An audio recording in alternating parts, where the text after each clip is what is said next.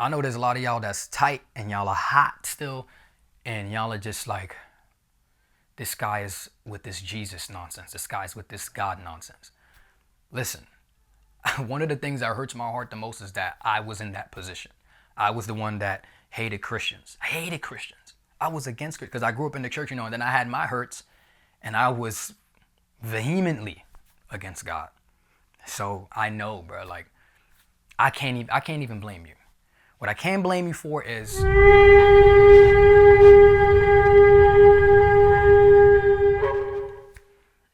this guy trolling? Is this satire? People are getting a lot more existential whiplash than I had perceived because I kind of just forgot the nature of time on the internet and how subjective it is to everyone because I was offline for so long. And I have been living my life, but no one else has been living it. And so all they see is what is on the internet.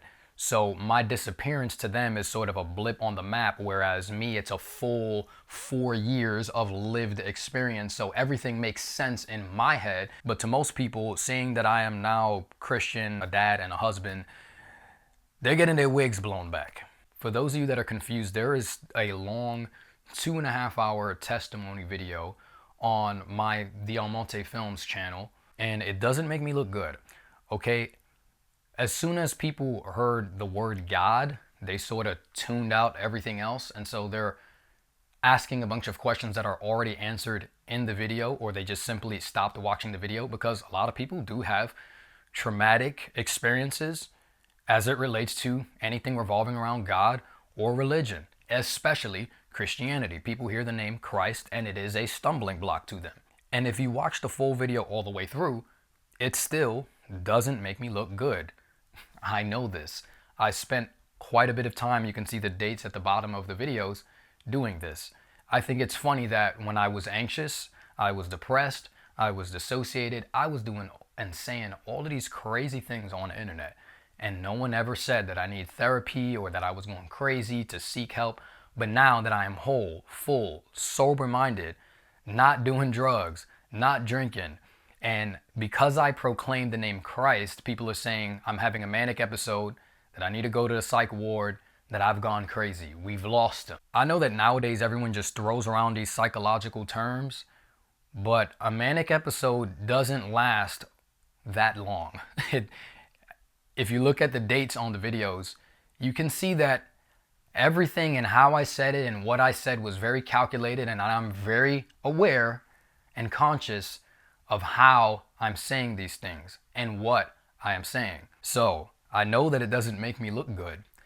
The purpose of the video was not to make me look good at all. If I wanted to defend myself and do damage control, I would have done that 3 years ago. I think a lot of people would have been way more accepting if I didn't come back talking about God and I just came back cursing out my accusers and just throwing everyone under the bus. But that's not where my heart was with that video. And I know a lot of people just simply didn't watch the whole video, so they're commenting and saying, oh, you didn't address anything. I did. I just didn't address it the way you want me to address it.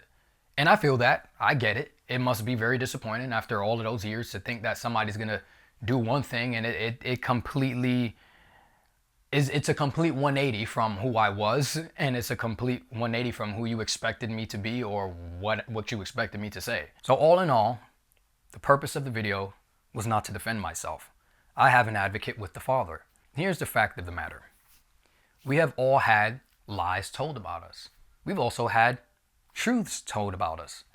Now, if we were at the great white throne of judgment and everything was laid out, and all of these accusations were thrown out, both the ones that are true and the ones that are false, would you declare yourself innocent or would you declare yourself guilty? Someone that is sober and aware of the flawed nature of humans would declare that they were guilty and they would plead for the mercy of God. Because it doesn't matter if you sit there trying to defend yourself for the lies told about you. That testimony video was not to be judgmental of anyone else. It was talking about my sin and the bad things that I've done, my journey with God. Now, I understand though, a hit dog is gonna holler. So if you're watching that and you feel judged by the things that I'm saying, it's probably because you relate to me far more than you're willing to admit.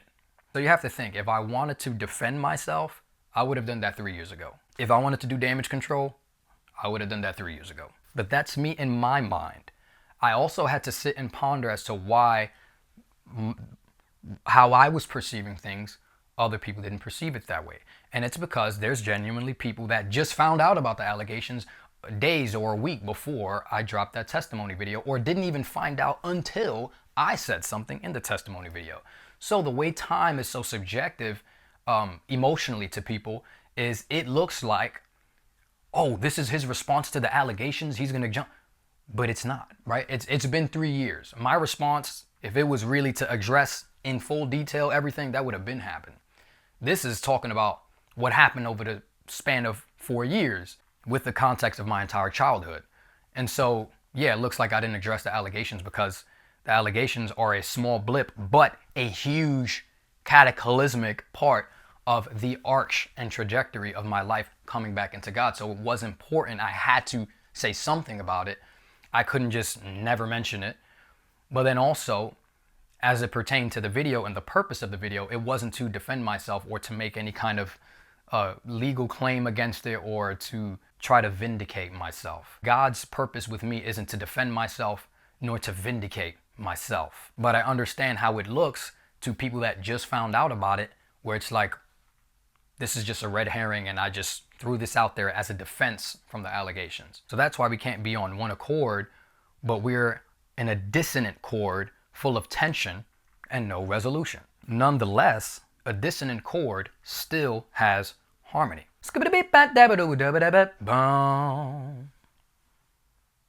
I know.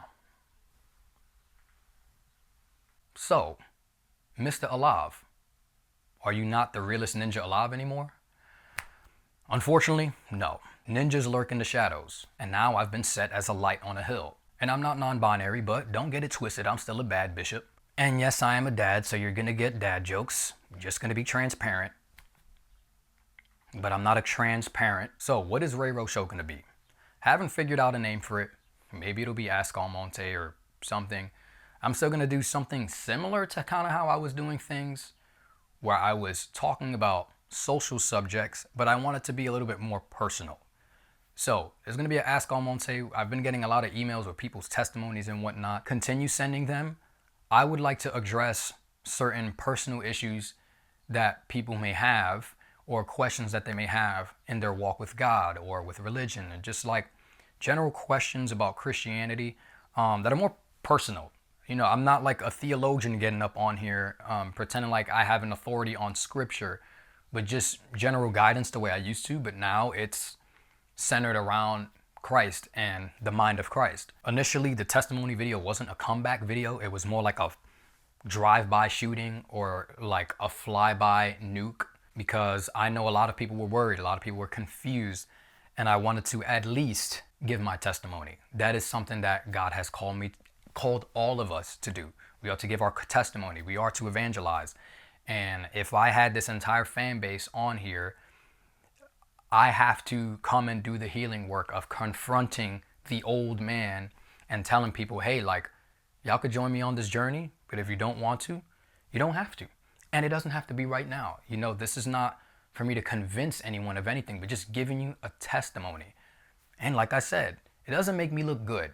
So there is no grift. There's no underhanded intention to get anyone on my side whatsoever. Whether you think I'm on the right path or the wrong path, I need your prayers, guys. So pray for me. I just wanted to tell the truth of who Jesus was in my life and how he moved in my life. And when God comes into your life, it's a mess. It's ugly. It's nasty.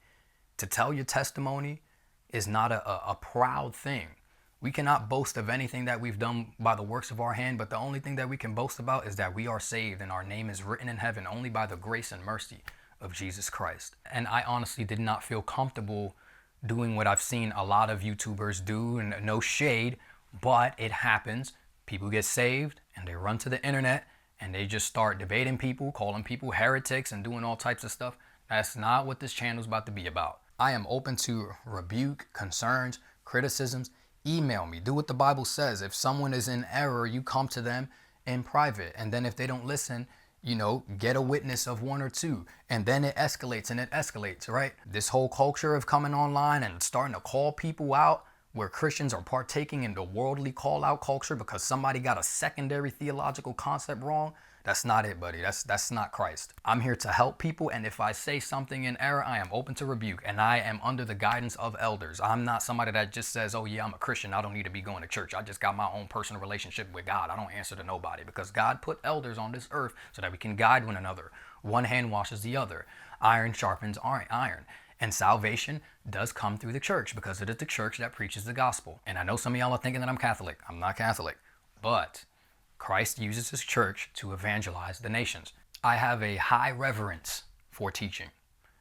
And so I felt like if I'm not teaching in my small congregation, if my elders do not see me fit and ready to do that, I have no business coming on here teaching the potential billions of people of the world. And so I want things to be done in an orderly, godly way with complete reverence for God. We have to know our flesh. We have to know how pride and ego mix in there. We have to know how easily we are swayed by public perception. And I want to make sure that everything I do is something that can be edifying in some way. And it was actually my elders that said, look, you see that people's lives are changing because of your testimony. You're bringing people back.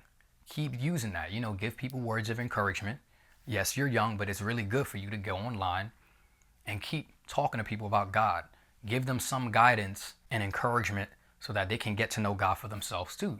And so I'm less hesitant now and have a little bit more confidence that, okay, I got the blessing from my elders. And as I'm also being trained in teaching, I will probably share some of those teachings with you. I know there's a lot of y'all that's tight and y'all are hot still.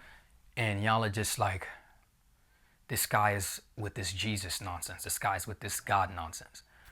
Listen, one of the things that hurts my heart the most is that I was in that position. I was the one that hated Christians. I hated Christians. I was against Christians because I grew up in the church, and then I had my hurts, and I was vehemently against God. So I know, bro, like I can't even blame you. What I can blame you for is I can't even blame you, bro. I could tell you to search the truth, but I thought I was searching for the truth. And, a lot of times we think we're searching for the truth and we're really not open. We're just searching for something that's going to confirm our beliefs. So all I could do is pray that you could come to some understanding and just apologize for just an unfortunate and hurtful circumstance, because there was times where when I was in the world, they were my favorite creators, and when they turned Christian, I was hot. I was heated. I was like, nah, this dude is talking about all this Jesus stuff, and he's delusional and he's crazy. I was there. All of the people that saying, oh, check out Islam, check out the Emerald tablets and all this. In my testimony, I'll talk about how I went through a lot of different religions. I was studying all these different religions, and this is the only one that I'm comfortable with professing and proclaiming to the world because of the level of evidence, because of the level of conviction personally, and the testimony of the entire world and the history that's been written throughout. And yes, the Bible's a history book, because anything before cameras is just written down. It's just words on pages. That's all the history we have. So if you're going to say the Bible is not a historical document, atheists, religious scholars, they all know that the Bible is a historical document backed by manuscripts. I understand that it's not really a rational issue, but it's a heart issue.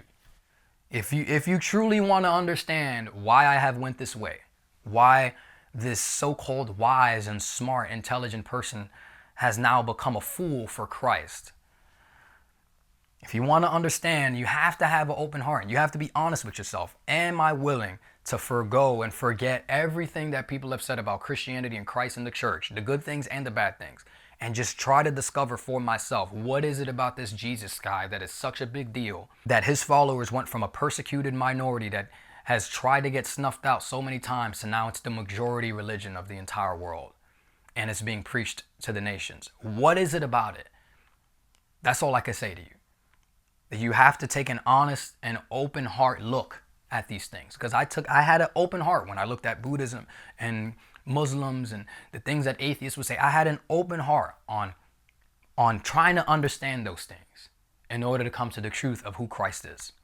So if you're not ready, then you're not ready. There's a lot of things that we all have to heal from, that have come from the church, because there's pain all over the world. And somebody being a Christian, or you walk into a building that says, oh yeah, we're a church, that's not going to protect anybody from getting hurt. People hurt and get hurt before and after they get saved. That's the sad reality of our fallen world. But nonetheless, whatever you decide from seeing this video, God bless you. I wish the best for all of you. And I genuinely mean it. I genuinely wish that God would move profoundly in your life. And whether it's now or 20 years from now, or even on your deathbed, 2 minutes before you pass away, that you can come to a full understanding of who Christ is. So whoever you are, for me or against me or indifferent, I truly pray that. For those of you who are here for the ride with me, I thank you. I thank you for your support. I thank you for your encouragement. I need it. I know it seems like I'm a strong person, but I'm a human being. It's a heavy time, but I have to go through the fire, right? It's a heavy time. So I thank you guys for those that are with me, and I hope that we can just grow together here.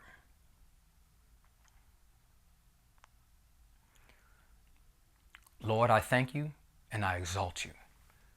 You alone are worthy of all the praise. And we will wait for you. We will wait on you. We will wait on your call. We will wait for you to take every step within us. Guide my steps, guide my eyes, and veer my eyes forward so that it's never veering to the left nor to the right. I set my eyes on you. Keep it there, please, and help us. Amen.